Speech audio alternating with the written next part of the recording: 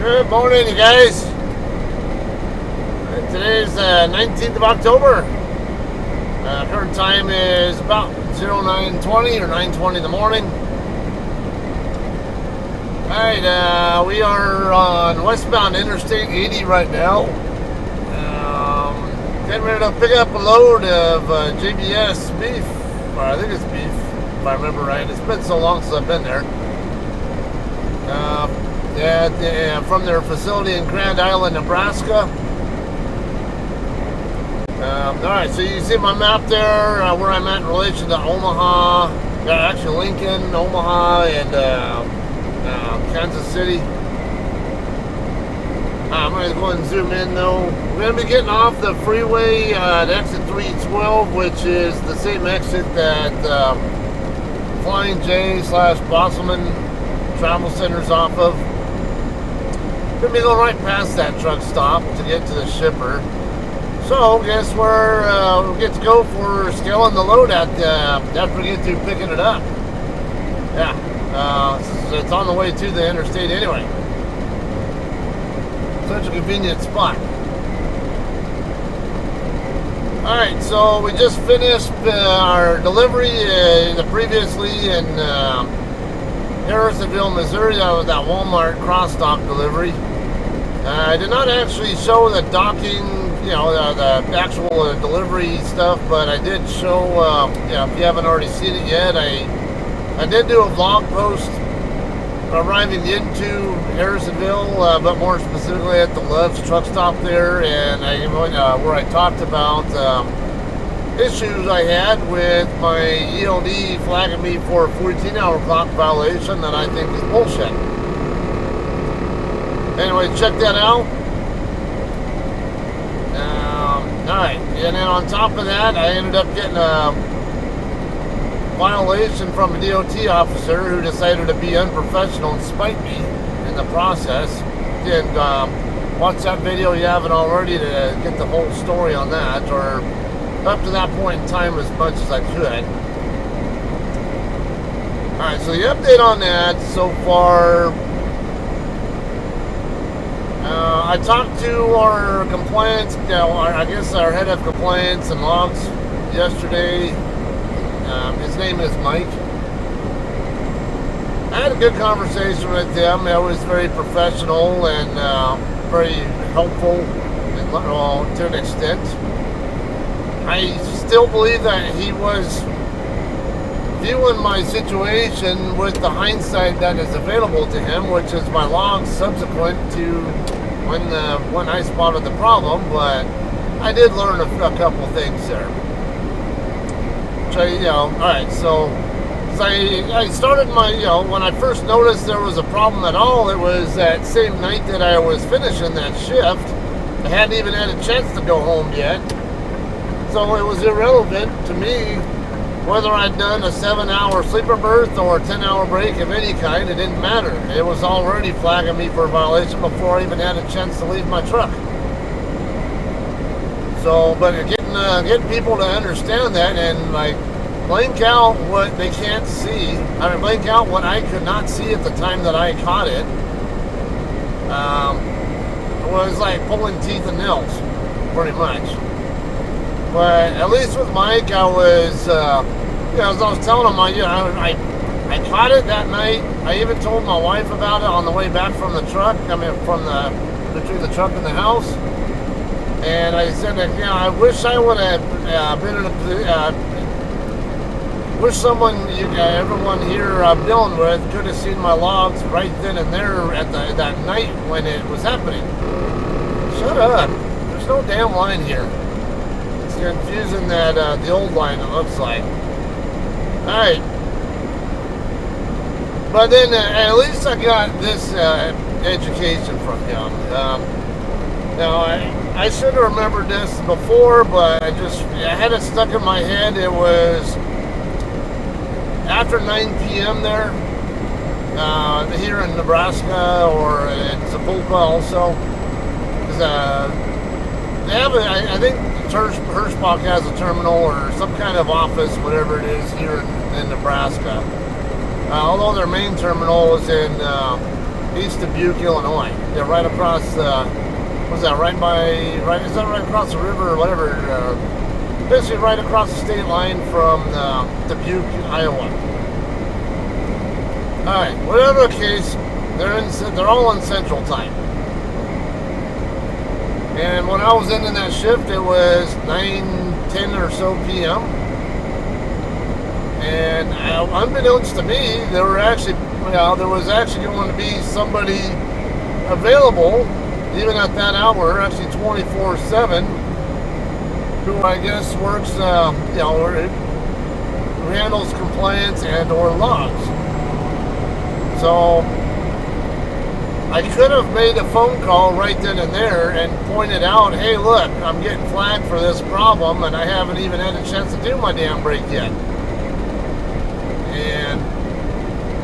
But unfortunately, hindsight is 20/20, like they say. Just like I'm saying, people seeing my logs and saying, "Oh, you didn't do a 7-hour sleeper berth. You can't use a split unless you do this 7 hours plus in sleeper berth at the end." And I'm like, "Yeah, well, I was telling you, I never had a chance to do that. It was already flagging me before I even got a chance to do that kind of that break, regardless of how I logged it." Alright, but anyway, I'm not going to keep going on that topic there. I'm just going to give you guys a little update on that situation. I also did find out, I was correct that you can appeal a violation absent a citation. Yeah, because I'd heard about that online through, through trucker social media resources, whatever. Maybe over the last couple of years. I'd never personally experienced it before, and I didn't know the process, but when I was talking to Mike, he did inform me that yes, you can appeal it. Basically, I don't know the process. He basically said that he can basically review mine, and I just put some extra remarks in my logs, for the logs in question, to identify this and that issue or concern, whatever. And then I sent him, let's call it what it is. It's a novel. Alright, but this is official documentation.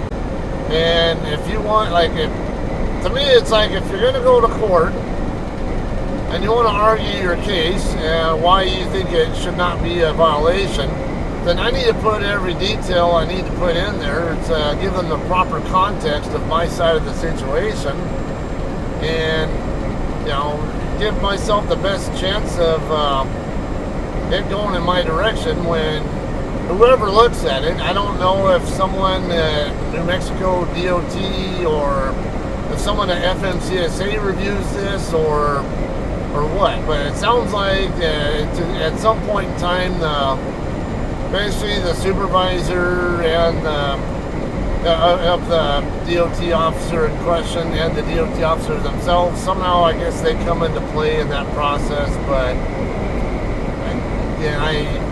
I'm gonna have to plead ignorance still on that. I don't know exactly how that all works. I just know there's some kind of process that he has that he can use to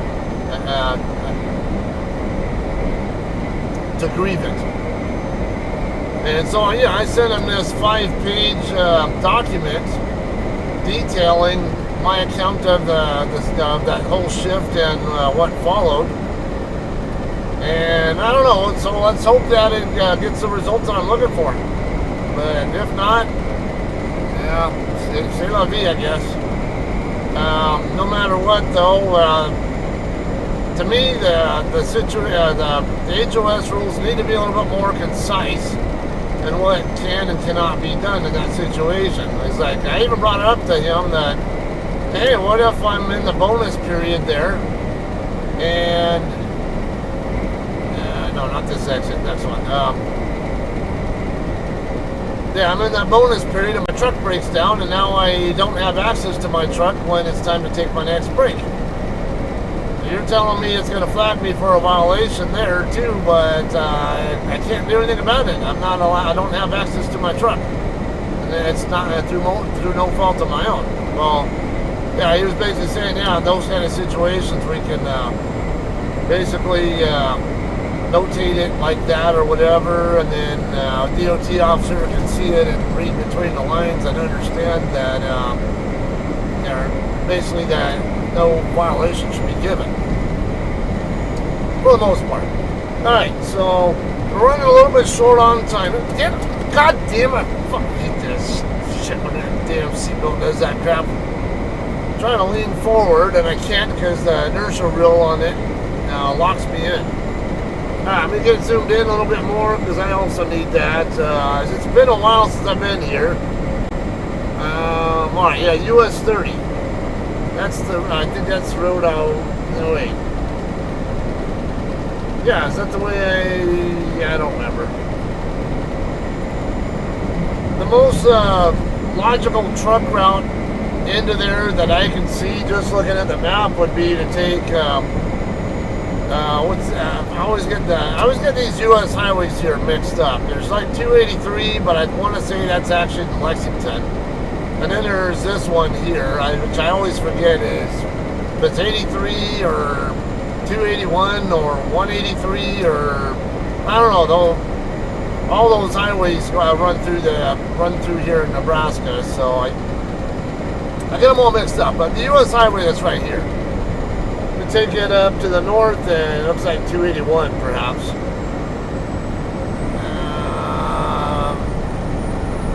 Yeah, 281 and 34. Those are the US highway numbers. 34 is our east-west highway though.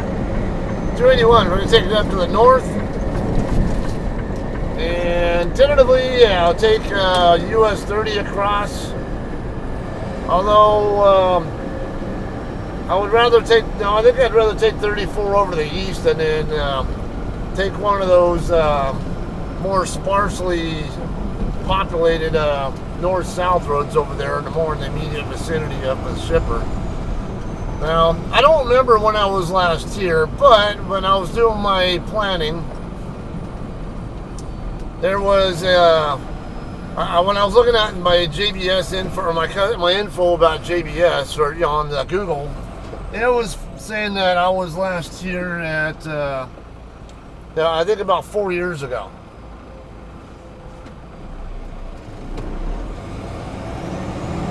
Alright, I'm not sitting here waiting on this shit. Especially when I'm pulling an empty trailer.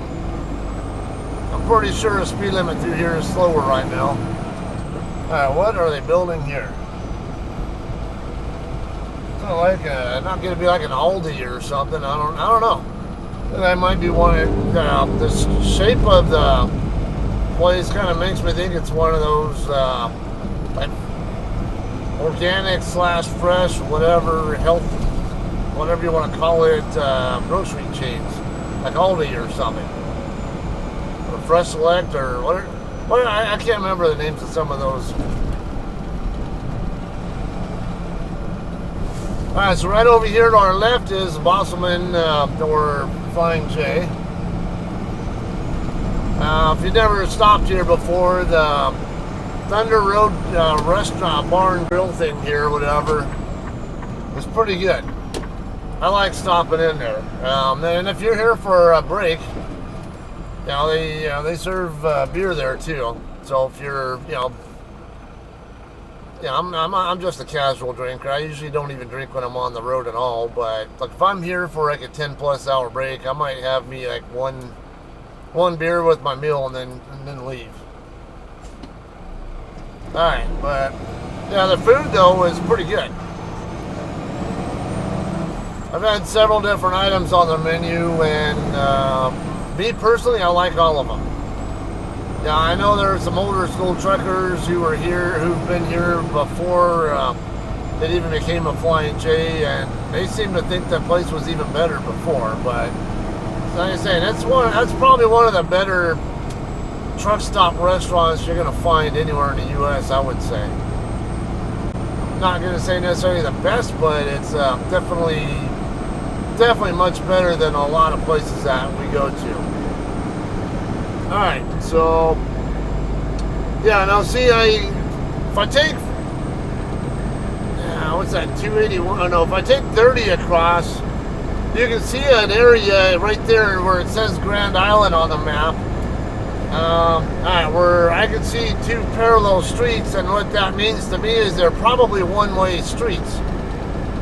And you see a lot of white roads in the area too. So that's automatically a big clue to me that it's probably lower speed limits. And probably traffic lights and stop signs around the area and stuff. More four-wheeler traffic in the area. All things that you really ideally don't want to be around in a truck if you don't have to be. Now, is a truck legal? Probably, because it's a U.S. highway.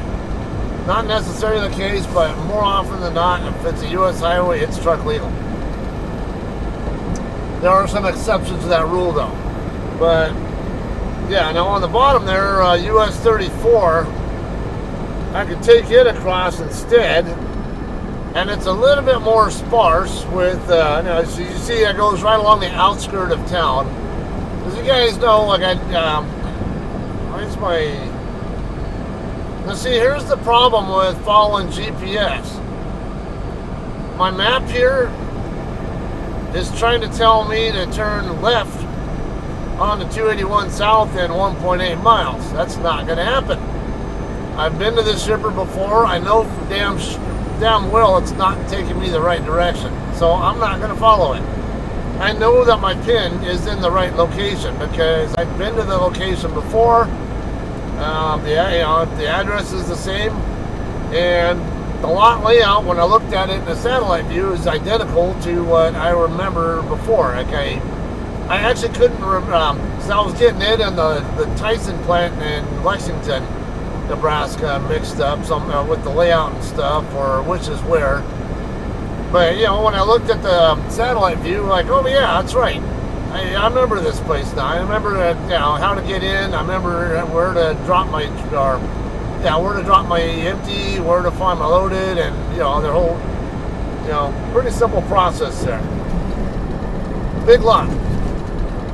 Anyway, yeah. So I'm gonna take 34 over to the east instead, because you see it skirts around the south side of the core of Grand Island, and we can take one of those other streets up.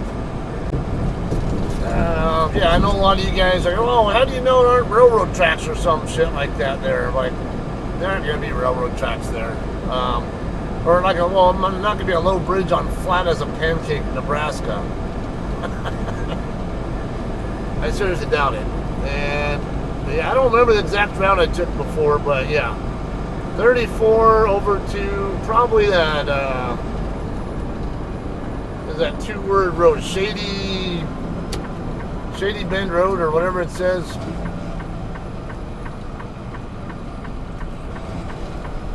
Now, I remember last time I want to say last time I came over to this place, I remember passing by a Walmart store.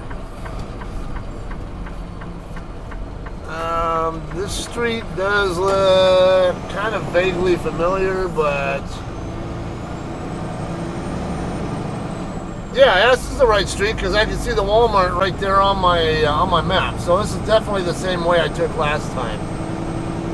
So I have the options here of either taking this Stir Road. Actually, Stir Road is the name of the street that the plant itself is on, but I will have to use the truck entrance is on the east-west street to the north of the plant. Stir Road is on the west side of their facility. Stir Road is a north-south road that goes to the west.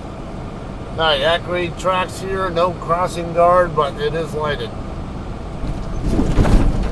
Thought I saw a train car or something sitting back there. I couldn't tell if it was moving at all, but it was, it wasn't a locomotive, it was just a car. But there was definitely something on the tracks there.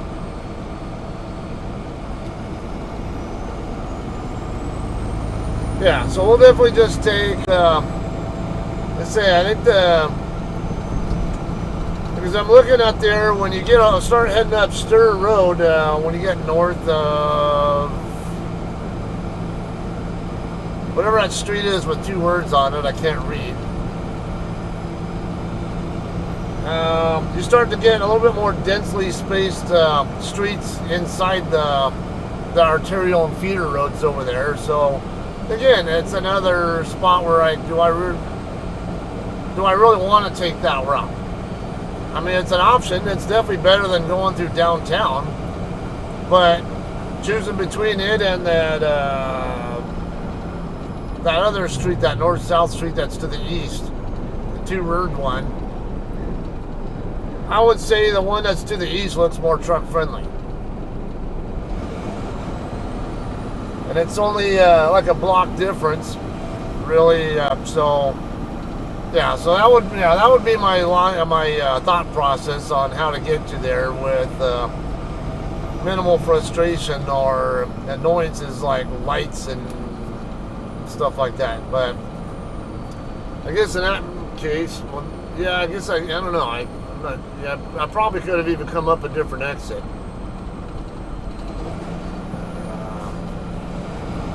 Alright, South Locust. Trying to see, this place has a diesel fuel price there, and I was trying to figure out if they have a diesel fuel island as well. Now see here's the Walmart here. There's a bunch of trucks parked over here, mostly Bobtail. So that's a really nice bonus to being over here. Alright, now see, speed limit's picking up to 65. Never had to go through downtown. All I had was, a light or two to deal with. Alright, on another note, one of our drivers had, let's see. Actually, yeah, let's go ahead and go up Stern, which is coming right up. Because I can't tell, it might be a dead end. Hang on, I need my satellite. Alright, there we go. Yeah, I can't tell if that's the street that goes along the north side of their plant, if it goes all the way through that next street. So, just going to go ahead and go up Stern Road instead.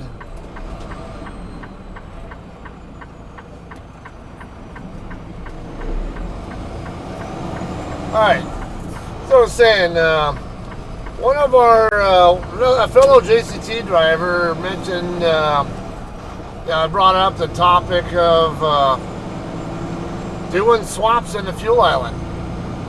I guess he didn't, it was like, that was a really stupid thing like that, modern day truckers do now or something, but now what happened was he had specifically observed a couple of Hurricane Express drivers swapping loads in the fuel island or whatever. I don't know if both of the drivers or just one of them didn't drop their trailer in the fuel island, but somebody did, and I guess he didn't like the idea of doing it, and so I had added in, well, that's definitely not my option A on where to drop my trailer when I'm doing a swap. Actually, that's my final, that's my last option. It's like if all else fails and there's literally nowhere else I can drop my trailer without it being in the way of somebody, then I'm going to go to the fuel island.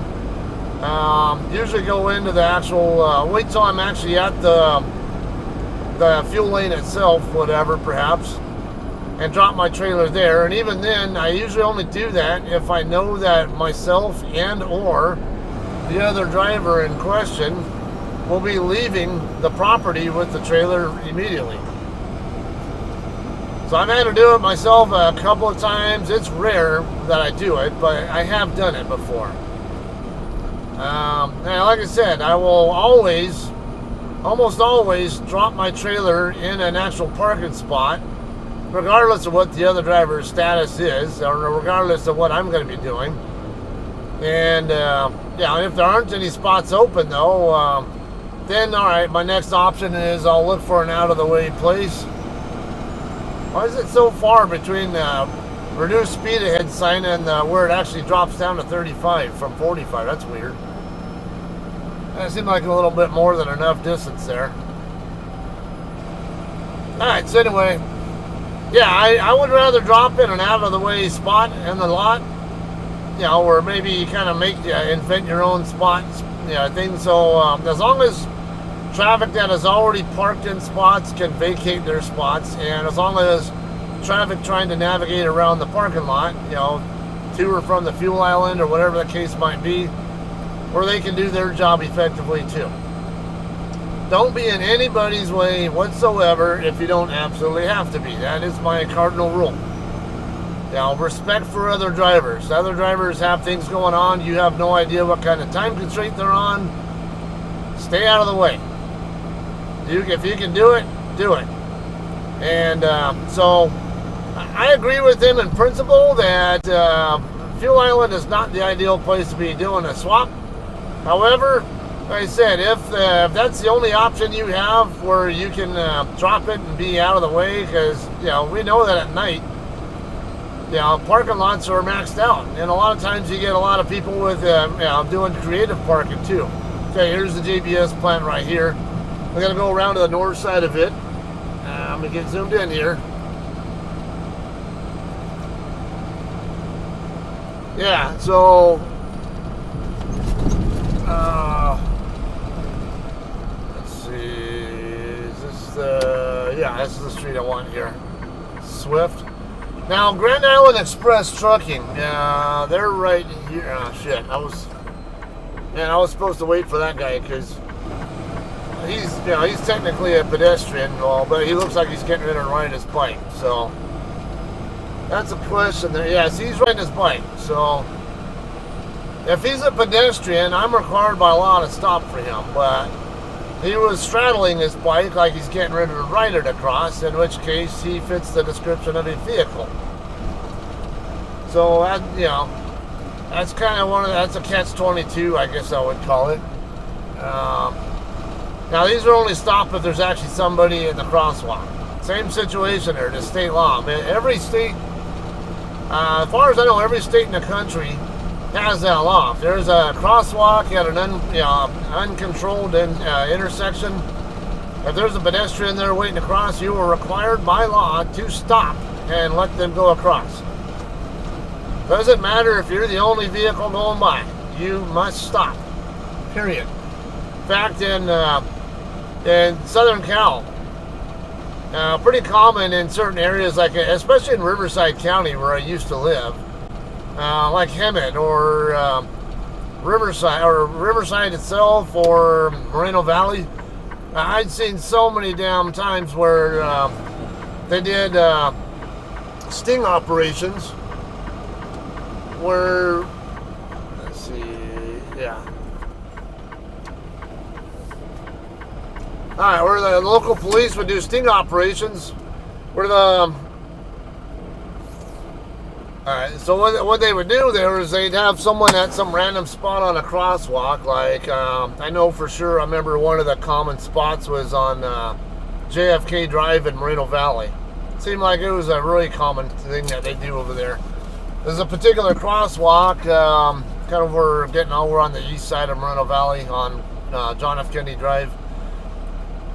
They would always have an officer dressed up as something very conspicuous and you can't possibly miss, like in a Santa Claus outfit, or I don't know, could be a freaking elf, or you know, or a freaking pumpkin suit. Who knows? It was some kind of a costume that was extremely easy to see.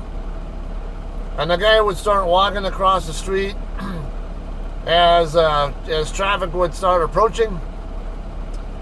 And a lot of these people would like honk at him and like drive right past whatever, or you know, not slow down for him or anything. And every single one of these guys, and they had a bunch of other cops there waiting in their police unit, in their vehicles. Every person who did not yield to him got ran down and ticketed. They would do the same thing in Hemet and some other places too. So yeah, always be wary of that.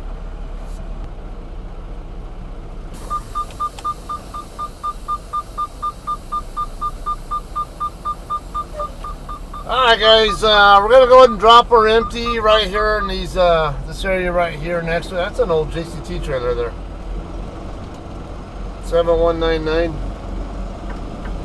Okay, tandem's back. We're going to drop her empty over here in one of these rows right here. See if we got any, yeah, there's several open spots over here. There's a ton of open space. Now, unfortunately, my load is not ready for pickup, so we're going to have to, what we're going to end up doing is drop her empty.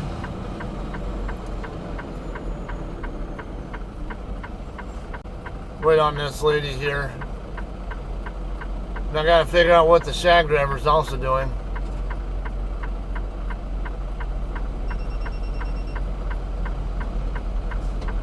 Okay, yeah, so we're going to drop right here by this, probably right next to this other drop trailer right here. Alright, tandems are all the way back, so I'm going to go 2 spots before I start my turn.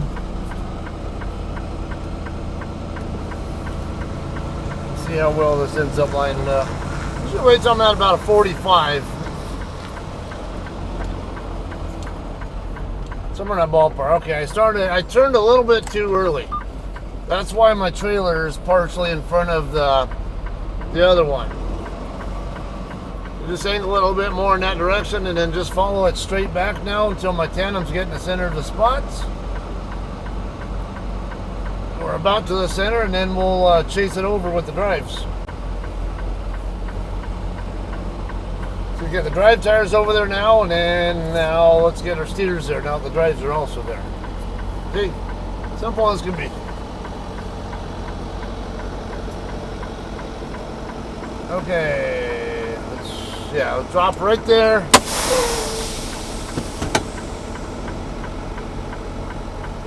Load's not ready yet though, so what we're going to end up having to do is head out of here in a second.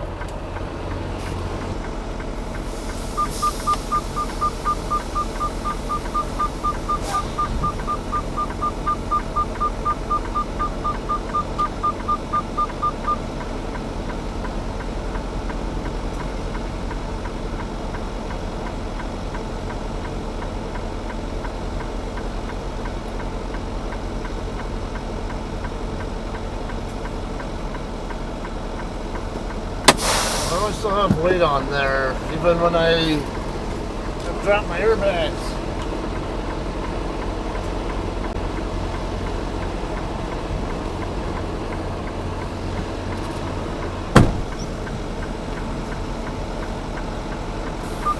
Alright, so yeah, I talked the other day about doing the order, the steps of coupling and decoupling from trailers.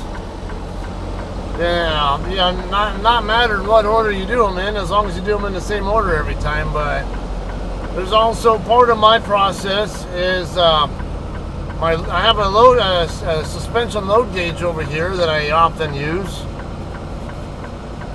to tell me how much weight is on my drive tires. And let's see, all right.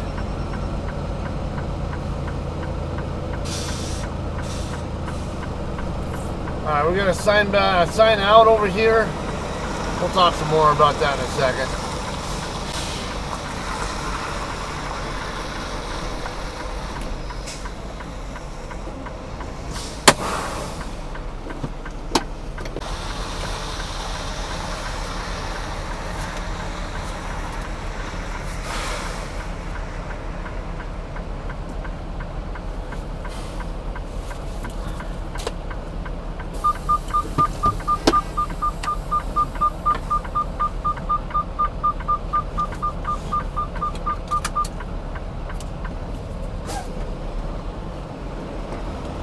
Alright guys, we're signed out, and then I have to wait for the guard to move the cone out of the way, and alright, now we'll find a place to park. We either park here on the street like these guys are, or go to Walmart, whatever the case might be. You just can't wait on the property. So alright, there's a gate over there we can't get past. No parking over on that side, so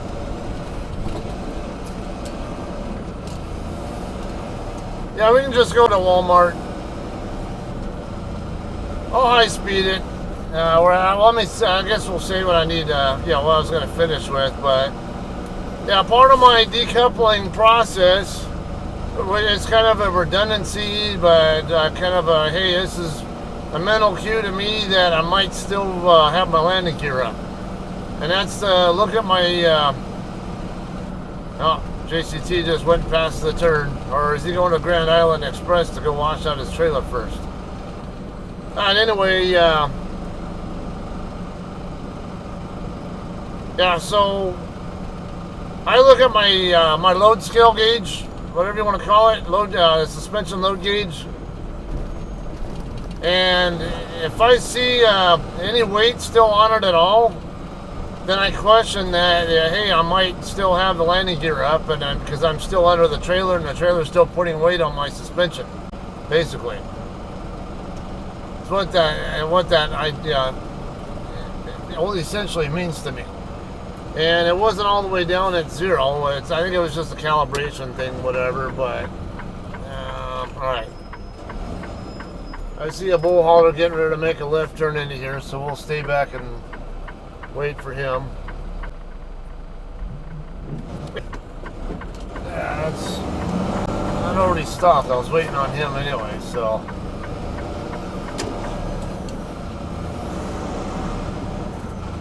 All right, so that's basically what I'm getting at there is, you know, I need to get out of do not disturb mode too. That way if they do call,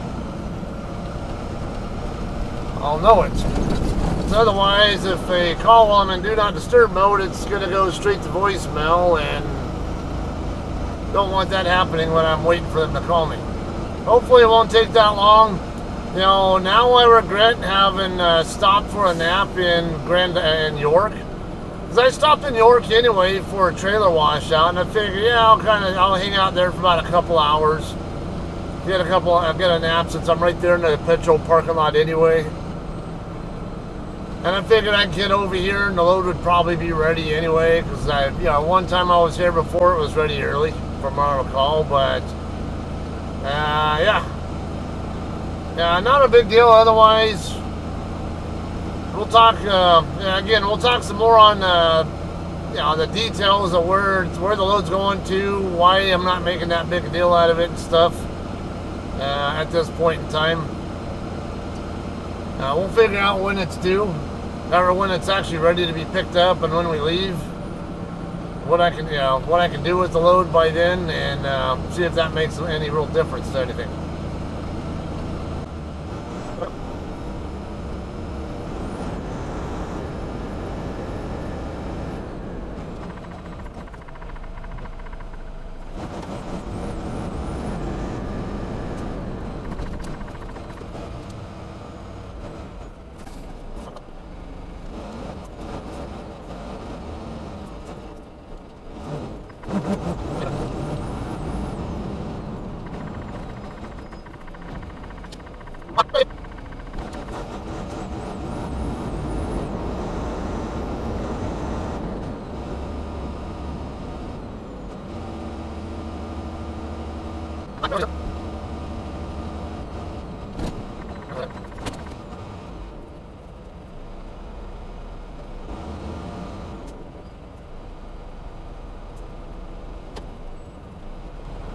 So what are we doing, car?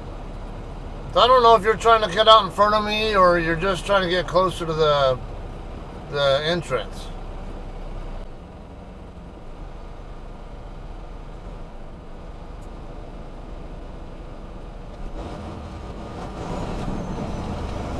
Holy crap, whole shitload of bull haulers ready to deliver.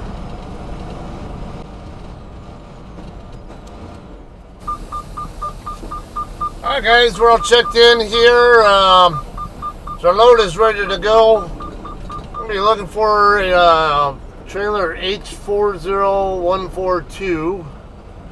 So that'll be the second left.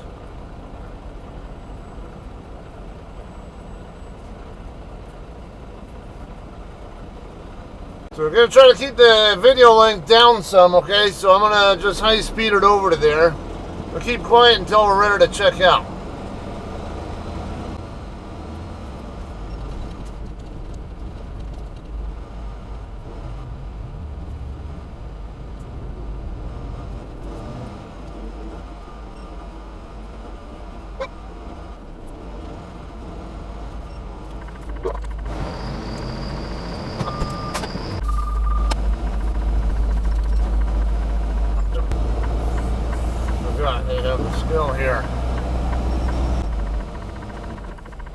Alright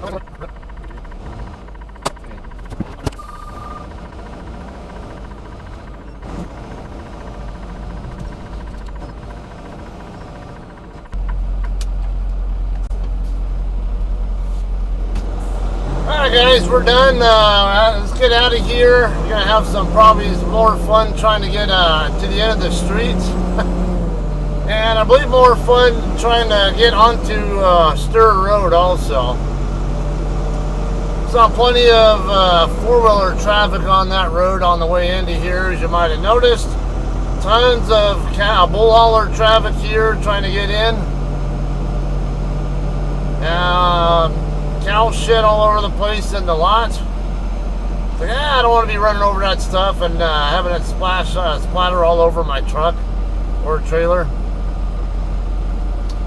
Alright, so where are we heading to next? We are taking this load to the Costco Distribution Center in Tracy, California. Probably been a few months since I've been. I can't remember when I was last there. I didn't bother to take a look when I was last there, but it was probably within the last within the last 6 or so months, I would guess. I don't know. Alright, so it's a simple route, pretty much. We're just going to go straight to the west on Interstate 80, all the way across till we get into Sacramento. And then when we get to Sacramento, we'll head down Interstate 5, essentially. I like how you guys all take shortcuts. Go use the damn crosswalk properly.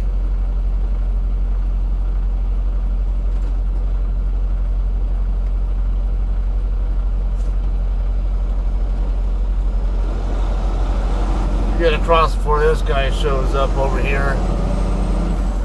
Okay. A pain in the ass to... well, how long does your guys' damn shift change take? Alright, I didn't notice how many miles. It should be a little bit less than 1,500 miles total. I think this guy's getting ready to turn into this street. Schultz? Is that what company? Yes. Schultz.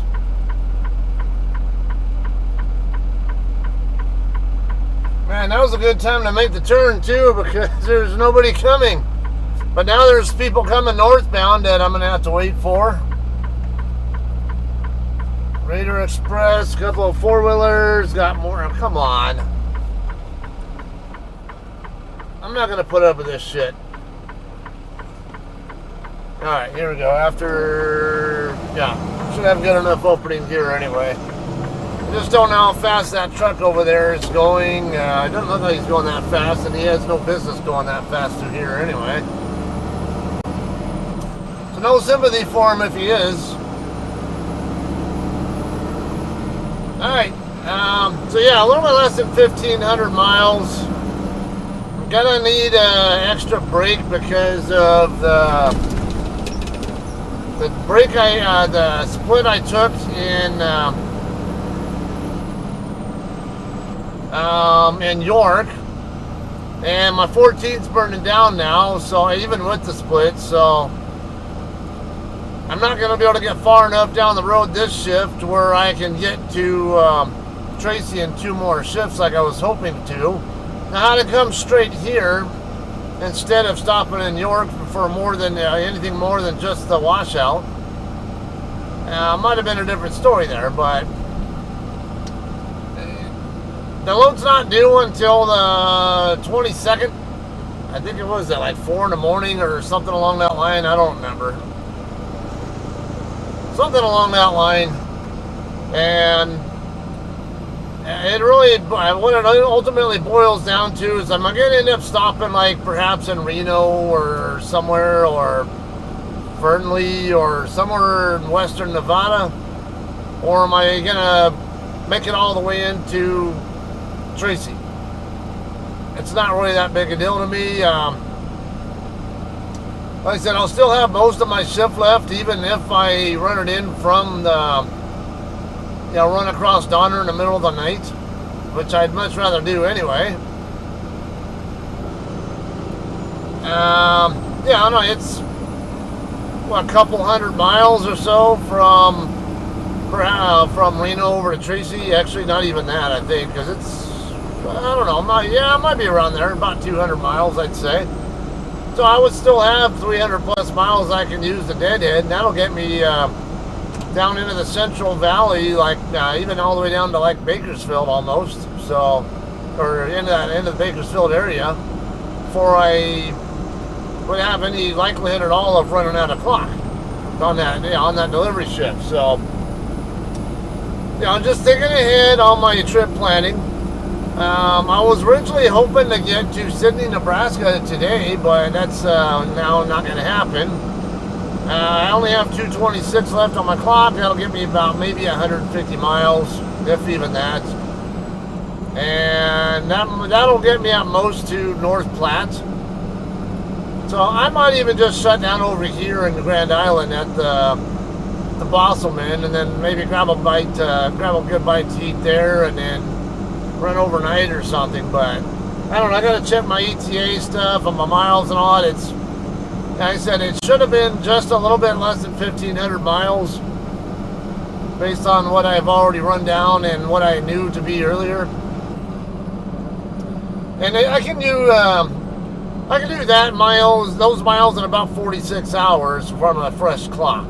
So we'll just say I start driving at those miles at, we'll just say, about midnight tonight. Yeah, that doesn't give me a lot of wiggle room to work with, but it does give me some, and not so tight that I'm in stress con 4 trying to get my load delivered on time.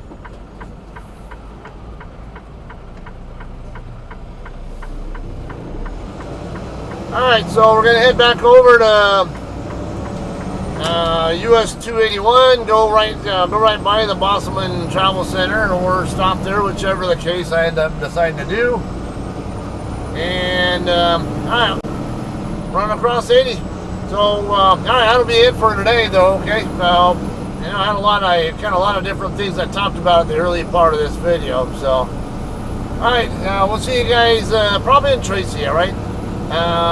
Yeah, 'cause it's not like I do a ton of deliveries there, but so all right, yeah, we'll tentatively plan on doing a vlog on the Tracy delivery. If not, I got plenty of things I've seen, content that I can work on for my other channel, my Clips channel.